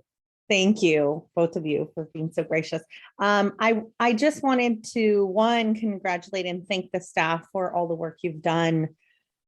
You know, very rudimentary in Excel and cost savings and everything to get us to this point. I think we all know that we're at that breaking point. We probably have been for a little bit now, and this is the way forward for us. For all the reasons that you've said, that it sounds like everybody's in support of that. My only question is really about when we're selecting, you know, who we go with. And I'm sure that we've talked with our friends in energy and asked, you know, who they're using, who they recommend, what are the quirks? Because as you said, I mean, it's not like we're coming from one system to another. We haven't used a system. And so that jump is going to be, I think, a little bit bigger for us. So just trying to understand, you know, what is it that we foresee as we roll this out? Yes, so one of the first things we did is we talked to others as to what applications they used, and the vendors provide us with a reference check, a list of who's using their applications. And I can tell you from personal experience, I have more than 20 years of background in ETRM systems. I'm very familiar with them. A lot of the big utility companies use software that's in orders of magnitude bigger in scale than what we're using. And what we're using, I'm very comfortable with, having seen some of the bigger systems. So we spent a lot of time, almost a year. We had another consultant helping us with this, where we reached out to a lot of the suppliers in this area before we narrowed down on the selection we did. And that's great, Amrit, to hear, because I think we all like to think and know we're different than some of those really big organizations that are they just can't move. We're nimble, we pivot, and I just want to make sure that whatever system that we choose allows us to do that, because I feel like, you know, we're always kind of thinking and cutting edge. Because that was one of the key criteria. If you look at the criteria list in the appendix, how adaptable and changes. Because our business, and this isn't just for us, it's for big utilities too, but the big utilities have the funds to every few years change their applications. We don't. So we want to make sure how much customization they can do for us. How much can it be, how nimble the software is, so that it doesn't require touching code in case we get a contract that has different provisions that we don't currently have. So all of those thought went into in selecting the vendor we're going to recommend. Excellent, thank you. Thank you for those questions and answers. And then now Vice Chair Flagler. Thank you, Chair, and Director Martinez Beltane asked one of my 3 questions, just whether or not we benchmarked other energy CCAs, other SVCEs, and obviously we did. So my 2 other questions, Amrit. One, I actually raised my hand when you talked about the fact that we'll be outsourcing management of the system. And I've, in different careers, worked with similar systems, and we have outsourced management of the system as well. But we always have in-house expertise to ensure that the right data is being, we do quality checks, and just to ensure that we have someone in-house who understands how it works, and to ensure that the right data is being entered and captured and managed and reflected the right way. So I know you said we won't need additional resources, and you also mentioned that you have some experience or expertise in this area. So will you be the point of contact for SVCE for this system? I will be the point of contact.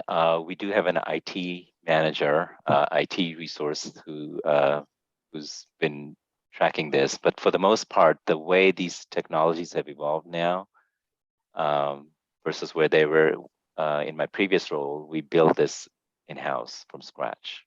I actually wrote the design specifications and everything, and that's what made sense. We don't have that bandwidth or the resources. But these softwares have evolved and they've become much better. And now with them being hosted on the cloud,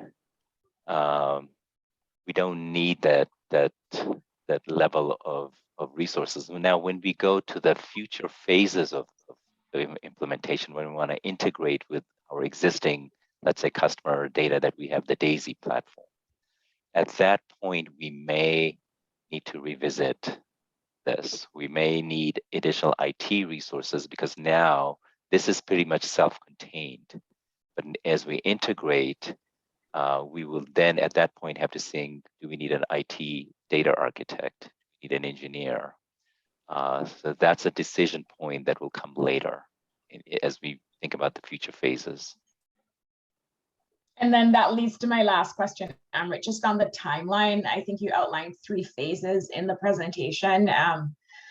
And this phase that you're describing where there'd be integration, I don't know if that would be part of phase 3, but I'm just curious about the timeline because I share the sentiments of my colleagues that this is important. I'm very happy we're doing this. You know, and what the chair said, this will definitely, we may not be able to quantify it, but there is a lot of savings here by having this streamlined in this kind of system. So could you talk again about the timeline? Thank you. Yes, so this is what we're calling phase 1, deal capture and the settlement system. So this will take us through end of next year is what we're anticipating, because we want to be thoughtful. We have a lot of work on our hands and no one has spare capacity necessarily. So we want to make sure that we do this in the right way. So this will take us, I think there's another slide, Andrea, that talks about this phase of the implementation. So this will take us to the end of next year and may go into beginning of 24. The phase 2 part, we haven't set a timeline on that. And part of the reason is we don't want to do a big bang implementation.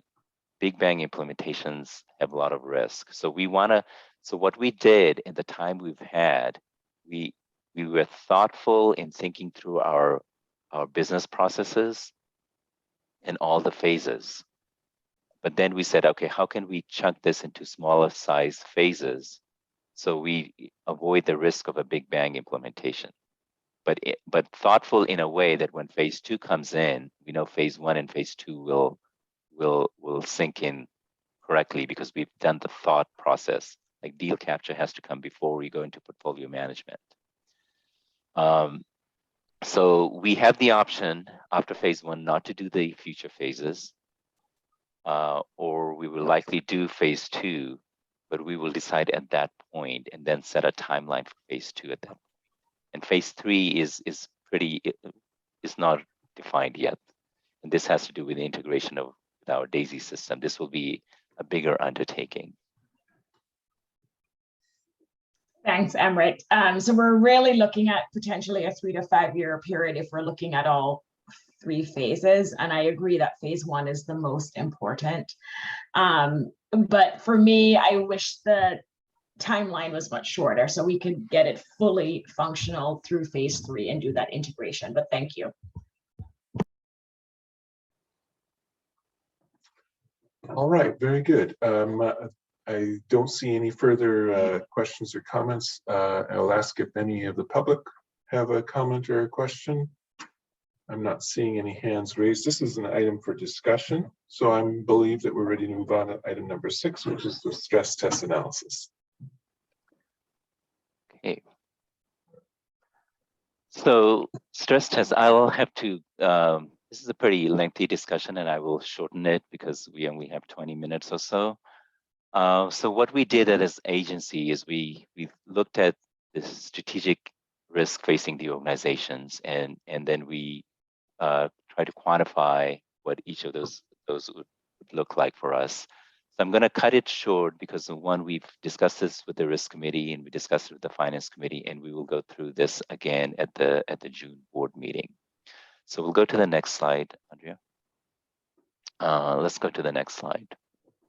So we came up with 5 areas that we wanted to look at. And the 5th area has to deals with threat to public services and facilities. We're going to do this in a closed session because we don't want to discuss those items in a public setting. The first 4 items has to do with market price risks. So we basically looked at what would happen if energy prices would collapse. And what the stress test finding is that this is the biggest risk facing our organization because it results in higher PCIA and lower PG&E generation rate. And PCIA and PG&E generation rate ties directly with our revenues. The way we set our revenues currently right now depends on PCIA and PG&E gen rate.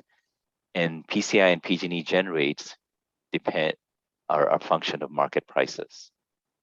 So market prices have a big impact on the financial well-being of our organization.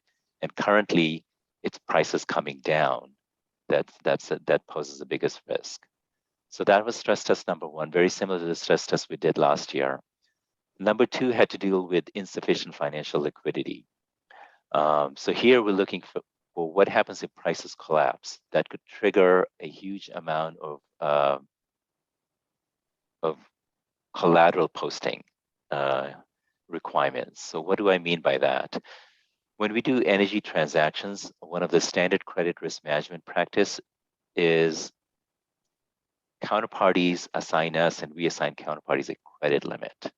And once the exposure exceeds that limit, we have to post cash or letters of credit.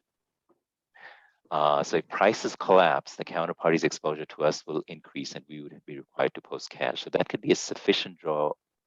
It's not a cost, but it can be a sufficient draw of our liquidity.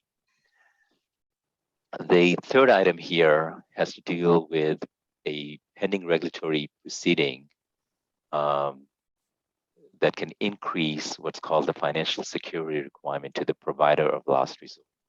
The provider of last resort for us is PG&E. What that means is that in order for customers to have continued service in case a CCA were to fail, PG&E would step in and take over those customers. And for that, what PG&E says is you have to provide financial security that can cover their cost to the extent that the cost exceeds their revenues. That's the current methodology, but they're contemplating changes to this requirement. Some of the proposals that's gaining traction is that they're asking for 2 months of liquidity, 2 months of posting to cover 2 months of cost, highest months of cost, which for us under current conditions could be as high as $70 million. That's a huge pull of reserves if that were to be approved. So in the stress test, we modeled that scenario. We modeled it not at 70 million, at 35 million, because stress condition, we're assuming prices come down. The third risk is that the counterparties that we've negotiated our contracts with don't honor their contractual obligations. Either they default, renegotiate for higher prices, or delay the start. And that can result in RPS non-compliance penalty or replacement at higher market prices if market prices were to increase. The fourth one here has to deal with load loss. What if we were to, and what we modeled is in year 2025, we lose 10% of our load. And in year 2027, we lose 10% of our load. The load loss could be to direct access, PUC reopens direct access, or to distributed generation or distributed energy resources. So these were the stress cases we modeled. A fifth one, again, we'll talk in closed session. And the significant finding is that the price drop is the biggest financial risk facing us. And that kind of overwhelms all the other risk factors. That's the key undertaking of this. And very quickly, we'll go through the next slides where I provide some insights into this. So this is a summary format of what I just said. Price collapse. So in this table, I'm showing what we expected when we constructed the scenarios versus the results, what we found from the analysis. price collapse we knew was going to be a significant risk for us. So the results show the same as what we expected. The second one, the draw on liquidity, what we found is price collapse does not trigger any significant liquidity collateral posting needs. Part of the reason is that some of our key counterparties we placed in the lockbox, and the reason for doing so was so that we would not have posting requirements. So we're actively managing our liquidity collateral posting requirements. And the other reason is our long-term PPAs don't have any posting requirements. And the other big reason actually is price collapse that we modeled. And I'll show that in a slide.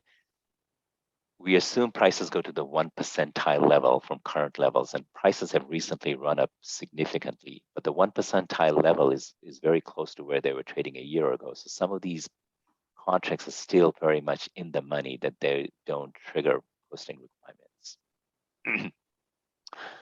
The third scenario here, the PPA's default, on an expected basis, this is a bad outcome if this were to happen, and we will use, obviously, we'll ensure, make sure that our counterparties, we hold them accountable to their contractual obligations.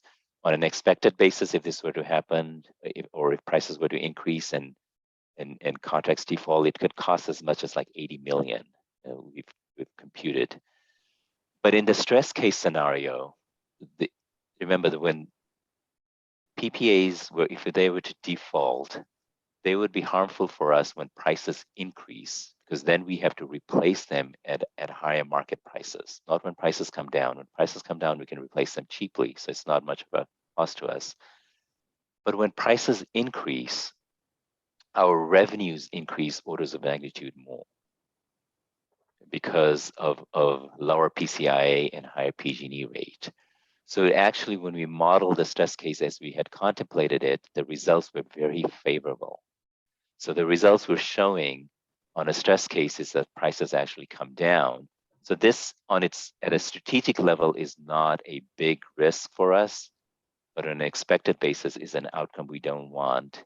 We will, as an agency, work to make sure that we mitigate this risk. The same is true of the load loss scenario. So load loss here, what we're concerned about is not just losing customers and losing the margins from the customers, but we're also concerned about commitments we may make on behalf of these customers, like power procurement purchases that we make that could become stranded. And in this case, it would become stranded if prices were to come down.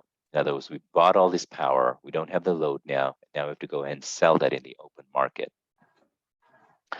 And if prices come down, we would have a loss. But as I explained, when prices come down, the big impact on us is our revenues coming down substantially. And that's because of higher PCIA and lower PG&E rates. So that kind of overwhelms this impact and actually makes scenario 4 as modeled slightly better than scenario 1, because what happens is that when we lose the load, our margins, our operating margins are negative, and we are not selling energy at a loss. Again, on an expected basis, something not to be desired, and we will put all our efforts continuing as we are right now to attract and maintain customers. Okay, any questions on this high-level presentation? I can go into details of why price collapse is such a big risk to us. Well, let's see if we have any questions. I did have a chance to review this ahead of time. You know, I just thought of one, Amrit, and is there a scenario where we would take on debt in advance to improve liquidity if, for example, we were facing some kind of spike? I think it was in March 10th of 2020 when the price of oil was negative for a day, something like that. I'm using that as an example of extreme price swings, and how are there things like debt or letters of credit or something that would help us weather a short-term kind of weird pricing change? Yes, so that goes into risk mitigation. How should we how should we prepare ourselves should one of these scenarios were to materialize? So obviously we want to maintain ample reserves, and we also want to have enough time that we can negotiate line of credit with the banks. And that factors in as to how we set a reserve target level. In the next executive committee meeting, we'll use the results of these analysis to say, how should we target our reserve level? Okay. And what we're going to talk about is, based on some direction we got at the risk committee, is maybe target higher reserve level, like our minimum operating days cash on hand of 120 days for the next 2 years, and maybe something lower for years 3 to 5, based on where we are right now. And the reason for the lower level in the latter years is that we have more degrees of freedom, changing our business model, pricing, and the 120 days also gives us sufficient time to negotiate a line of credit with the bank, where we can go in and find additional sources of liquidity, so that we want to maintain at least that 120 days. So Great, that's the thank next excellent question. All right, that Okay, answers my so question. I'll go through very quickly on the key drivers of this risk of price collapse in the next slide. So the diagram on the left here is our standard diagram, and very quickly, we basically price our services at a discount to PG&E, the board authorized discount level. So, and we also want to offset the customer's PCIA charges. For being a CCA customer, our customers pay a PCIA charge to PG&E. So we want to make sure that instead of being with PG&E, by being with us, they're at least 1% better than if they were with PG&E. And of course, for all the other reasons, they should be with us. But this is just on the price level. So if PCIA, the orange box, were to increase, the blue box would have to shrink. If the solid black line were to come down, we have to shrink our blue box, which means our revenues have to go down. So that's the link between PG&E rate and PCIA. So if PCIA goes up, PG&E rates go down, revenues for us goes down. So go to the next slide. So I'll keep this slide short here. There's a lot of information on the slide here. How PCIA moves and how PG&E's generation rate moves is very much tied to market prices, right? If prices are high, PCIA will be low because PG&E can sell the stranded assets at a higher price as they're not stranded. And likewise, their cost of serving their customers will be higher to the extent they're not fully hedged. And the key point I want to make in this slide is when we look at a year and we say like the current year is a very good year because PCIA is low and PG&E's generation rate is high. We cannot bank on the current year's margin because of this balancing account. The rates are set based on a forecast of market prices, but it will be trued up the following year. So if the current prices do not materialize, same as what was forecasted, the realized prices are different than the forecast prices, that will be trued up the following year. So the margins that we're accounting for current year could come back to us because next year's margin could be affected by it. So we have to kind of, at least on a minimum, look at 2-year horizon. Okay, so I'm cutting this discussion short, but if there are any questions, please interrupt me. We'll go to the next slide. So the key thing is we're looking at least 2 years horizon. So 2022 prices goes up, 2023 prices goes up, then that's a good outcome for us. But the bad outcome is if the current year's prices go down, next year's prices, as they're trading right now in the forward market, which will be used by the PUC in rate making, PG&E will come up with their ERA filing fairly soon. That'll be the first indication of next year's rate, but it'll be trued up in November, October timeframe. So if current year's prices drop, next year's prices drop, our revenues can drop significantly. And the big point here is normally when prices come down, we would get a benefit, lower power procurement costs. But because of our hedging, we essentially lock in our power purchases. We don't see that commensurate drop in our power procurement costs. So that's why a drop in prices has such a big impact, because our power procurement cost doesn't go down, but our revenues go down significantly. I see a question.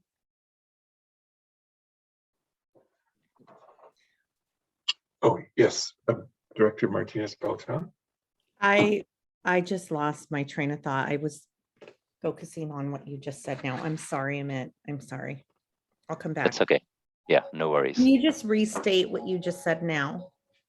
So normally you would think when prices come down, that would be a good thing because our cost of procuring energy would be lower. But we have a fairly active hedging program where we will lock in the prices. So, sorry, so basically, because we've locked in the prices at a set price, regardless of if they fluctuate, we're already locked in at that price, and that's what hurts us. Yes, because we see a drop in revenues, but we don't see a drop in the cost side. I understand. Thank you. Okay, so that's the key finding of the stress test. We'll go to the next slide, please. So a little bit on the prices. You can see the prices have gone up in a fairly short amount of time, have gone up very significantly. You look at the area which says past. And the model prices that we're modeling on the right side, it says future. These are the current 1 percentile level. But you can see that they're not that far from where they were trading a year ago. And I think I've discussed this before. We've seen cases in our business where, like during the 2008 financial crisis, where oil was trading at $100 and prices and energy prices were all very high. But in a matter of few months, when the Great Recession came about, prices tanked. If that scenario were to happen, that could be a big draw on our cash reserves. So we'll go to the next slide. So this is sort of an expected case with a lot of caveats on the left side of the slide here. On an expected basis, our financial picture looks very good. So, and that's if the current forward prices prevail, we can have a significant growth in our reserves. And we're showing at the prices we're seeing right now, we'll have a strong financial picture 5 years out. But there's some very big caveats to this. PCIA and PG&E's generation rate, we don't really have insights into them, and we've modeled them as best using NewGen Consultant model, and their model is based on publicly available data. That's a very good model. We've used it last year almost on a weekly basis, and it tracks very well. But nevertheless, it has its weaknesses because it doesn't have insights into what in the PCI portfolio, PG&E's generation rate portfolio. So it's based on those assumptions. If those assumptions don't prevail, and put a lot of certainty in these numbers. And you can see I showing that the numbers are very uncertain, and further out in time, they're even more uncertain. And that's the nature of risk. Further out in time, there's more uncertainty. And PG&E's portfolio management strategy, as currently modeled, may change. You know, they can always change the hedging plan. We don't have insights into that. And the CPUC at the end of the day may moderate rate impacts. So while I wouldn't focus so much on absolute level of these numbers, I would focus for stress test analysis on the delta of the stress cases to the base case. And I'll do that in the next slide, please. So you can see that on the top, I'm showing how our reserve balance would change if the stress cases were to happen. Most consequential stress scenario is scenario 2, which is same as scenario 1, the price collapse scenario, but with the additional posting requirement for the financial security, the polar requirement that I talked about, where there's discussions that could potentially increase that posting requirement. In the model stress case, we modeled 35 million for that. You can see that that would draw a significant amount of reserves, and draw from reserves. And if prices were to be sustained at the low level, we have assumed in 2023, beginning of 2023, they go to the 1 percentile level and stays at that level for the 4 or 5 years. Towards the end of the 5th year, we'd be running out of cash if that would happen. Again, it's an extreme but plausible scenario. And at the bottom, I show what the corresponding days of cash on hand would be, and we would both fall below the target. So this is coming back to George's point, is the next iteration of this is now using this information, how should we target our reserve level? And that's what we will be discussing in June when we talk about the budget framework. And that's, you can go to the next slide, Andrea. So here are some examples. For example, first 2 years hold 120 days. Under stress scenario 2, hold 120 days of cash. Or for the next 5 years, hold 120 days of cash. Or example 2 here, which is likely where we're leaning towards right now, is target under stress case 2, hold 120 days of cash on hand for the next 2 years and 60 days from 3 to 5 years, because we have more opportunity to change our strategy, further out in time. But next 2 years could be critical. And 122 is our minimum threshold target, but it's also a good amount of time that if we needed to find additional liquidity, like additional lines of credit with the bank, that would be sufficient time for us to do so. The other risk mitigation is one of the things we're looking at is revisiting our hedging strategy. So there's a lot of work and discussions going on right now in looking at, and a lot of analysis we need to do, but a lot of challenges to this in changing this. And the big challenge is not knowing the contents of the PCIA and PG&E's generation portfolio. That uncertainty makes it a very complicated, complicates decision making for us. And how do we account for that uncertainty? What level of hedging we assume, given the modeling uncertainty around these two parameters? So those are some of the considerations we need to go through. Any questions? I think that's the end of the presentation. Okay. I'm looking at the clock here, and this is quite a few numbers that we're being presented with. So let's go ahead and get our questions in. Go ahead, Director Elahi.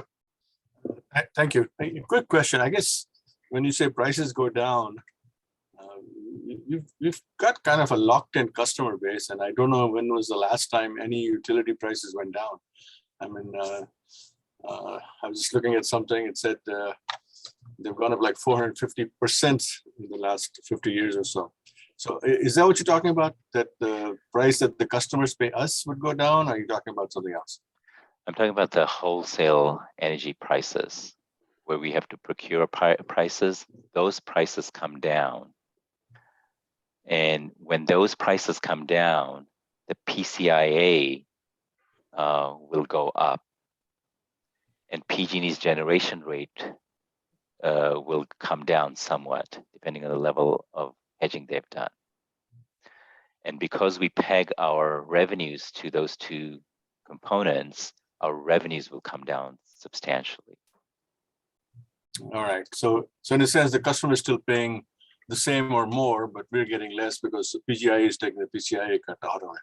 Yeah, the customer rate will vary. If we follow our current methodology, we will basically look at where PG&E is, where PCIA is, and then we'll take the board designated discount. So the customer rate will vary depending on these market prices and our methodology. So, but our margin will be very challenged. And that's going to be felt when the rate changes by how much approximately, the PCIA, or at what point does that start affecting us? Because effectively we are raising our rates also when the PCIA goes up. So this is assuming we maintain our current methodology where we would target, in the stress test, we assume we target to maintain a 1% discount, effective discount to customers, so that we can always charge higher than PG&E and mitigate. That's another mitigation we have. So this is assuming we maintain our current rate setting methodology. I think I'm Understood. missing your question. So the question is, when does it start hurting us? How much does the PCIA have to go up before we start feeling that we're not getting the revenue we need to get? So I don't have the number quantified. I have it in the aggregate in those slides. I show that, like if prices were to collapse in 2023, both PCIA and PG&E generate, the impact on us could be, and if we were to maintain a 1% discount on an aggregate, it would be a pull of about 178 million from reserves. Okay, yeah, I guess it's a little complicated to fully comprehend it because we are raising the prices if the PCIA goes up. So I would assume we're still making some money on it, but you're saying that's not going to happen at a certain point. Well, our effective rate will come down. The rate we would charge customer will come down because we're maintaining 1% discount to PG&E. And we're assuming we're staying with that methodology. So revenue, so what we're charging customers will come down. Okay, it's complex and I'm not quite getting in. I don't think I will. So thank you for your explanation. Thank you. It is complex. I do believe we've got a couple of meetings coming up that'll allow us to sort of unfold this. One of the things I think that I've gathered from this is that there are things out of our control, but there are things we can predict. One of the things that is under our control is if our reserve level as our way to help manage this. And the other thought I have is over time, this whole PCIA thing is so opaque, we can't see it. It should go down as those legacy things that PG&E has to cover, it should go down. So I'll be curious to know in the few coming years how we become a little more in control of our own fate. There were several hands up that have all gone down now, but I would say I think I'll hand it to Girish, whose hand is back up, and see if we can kind of close this out, understanding that we're not asking for decisions, we're unfolding the process and the complexity of it. If that struck you, that was probably his intent, and then I'll hand it to Girish. Yeah, thank you, Chair Tyson. Amrit and his team have done just a bang-up job in taking us to the next level in terms of very holistic understanding of market prices, PCIA, our hedging strategy, and our reserves. And as you said, as you kind of summarized, there's uncertainty, there's opaqueness in how the PCIA gets calculated. And I don't intend for us to do this level of detail in terms of in the presentation to the board. I think we'll kind of pivot to kind of more of a bottom line, right? Because what we're looking for here is, as we get into the budget, is we're going to change our reserve levels. Basically, the ask is, in order to hedge or to mitigate these risks,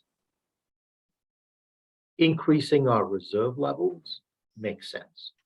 And we're going to continue in the coming years, look for increasing the accuracy of some of these forecasts or analysis. We're pretty much doing the best we can. And I'd say it's a very good understanding of where we are compared to all the other CCAs. So at the meeting that we'll have with the board in June, we'll just focus on some of the high level pieces, because I think there's too much detail that over here, but you all need to know this. We've talked to the finance committee too. And so we'll kind of go to a high level. And then if any board member would like to get some additional information or get into detail, we can always have a one-on-one meeting with them. The point in this is to provide you enough information and understanding so that as we come into the budget and we're going to say, hey, it looks like changing the reserve levels would be a good way of mitigating some of these risks, you're kind of aware of all the work that went into it and understanding. So, thank All you. right, thank you for those comments. And I do believe we're ready to close item number 6, which is the stress test analysis, realizing this is one step in a series. I'm also going to propose on item number 7 that we defer that. I understand that it's a presentation in terms of getting feedback, and Girish, if you or your staff would just like to get feedback from me, we could do that separately. Or if you don't think you need it that much, just go ahead and present it, knowing what we're looking for after that. With that, I'm looking at the clock. It's 12 after 12, and I see we have a committee staff remarks. Do we have any committee or staff remarks? Seeing none, our next item is we have an upcoming closed session in a few minutes, and I believe everybody was sent a separate link for that. And so before we do that, I'm open to taking public comment on the closed session. I think we only have one attendee, and it's our own alternate director, Hung Wei from Cupertino. Hung Wei, always glad to see you. Do we have any public comment? I don't see any, and so at that point, I'm ready to say we are ready to close out this Zoom and switch to our closed session. So let's go ahead and proceed and do that. See you in a few minutes on the other side. Thank you, Chair. I'll open that right now. Remember, we have to come back to this meeting to close it. Correct. We do? Okay.